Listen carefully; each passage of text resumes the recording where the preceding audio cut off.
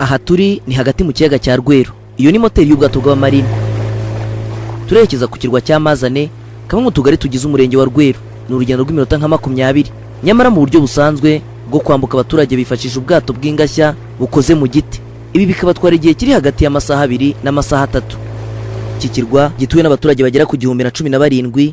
Aba baturage benshi muri bo ntibizi, dore ko abana 48 gusa aribo bakandagiye mu mashuri yisumbuye, nubwo nabo nta numwe urarangiza amashuri yisumbuye. Uwo twakwita intituvuka kuri iki kirwa kuri ubu yiga mu mwaka wa gatanu. Ibi ni bimwe mu byatumye iyandikiro ry'ibitabo edisiyo Bakame ritekereza kuri aba baturage ngo ribakure mu bwigunye ndetse n'ubujiji. Iri yandikiro ry'ibitabo rikaba ryaratanze ibitabo 2124 bifite agaciro kangana na miliyoni 2,289 n'amafaranga 500 y'u Rwanda.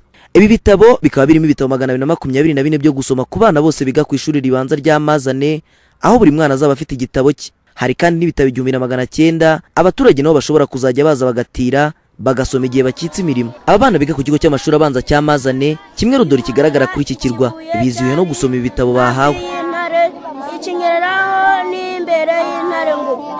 Karangwa Specioza, umuyobozi w'iyandikiro ry'ibitabo rya edisiyo Bakame, avuga ko baba bifuza ko abana b'abanyarwanda bose bamenya gusoma no kwandika. Twifuza ko abana b'abanyarwanda bose bamenya gusoma, bakabikunda, bakumva yuko bagomba gusoma kugira ngo bashobore kwiga neza. Uko umuntu yasoma araruhuka kandi akamenya ubwenge, kandi yasoma nawe yifuza kuzakora ibirushije by'inkuru yasomye, cyangwa se n'ikivugo nawe agashaka kurushaho kukivuga. Ku baturage turagira ngo tubavane mu bwigunge, igihe bakitse imirimo baze basome, babikunde, babikundishe n'abana babo. Abaturage nabo batuye kuri iki kirwa baragaragaza ibyishimo, nubwo bamwe muri bo batazi gusoma, bemeza ko bagiye kubimenya kuva babonye ibitabo. Reka ntabyo nzi gusoma, ndimo kureba ibishusho birimo, karata birambabaza nyine kubera ko ntazi gusoma. Ngiye kubyiga gusoma, bazajya banyigisha. Nk'ubu nagarukiye mu mwaka wa 4, kera hongeze ku cyapa sanzemo ikinyarwanda ndagisoma.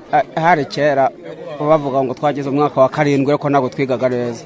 Ngaho soma twumve, ndabona ufite igitabo imbere yawe.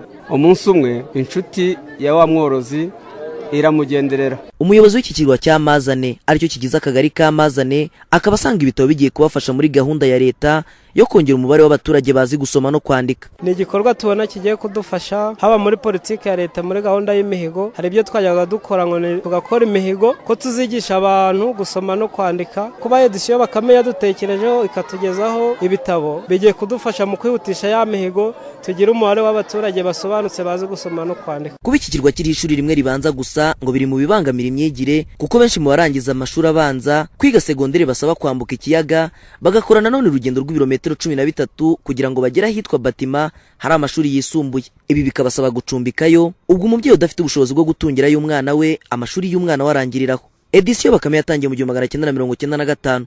Iyi gahunda ngo ikaba izakomeza mu gufasha abaturage kumenya neza ururimi rw'ikinyarwanda, hagacika umuco wo kugoreka ururimi rw'ikinyarwanda binyuze mu gutoza no gukundisha abana umuco wo gusoma.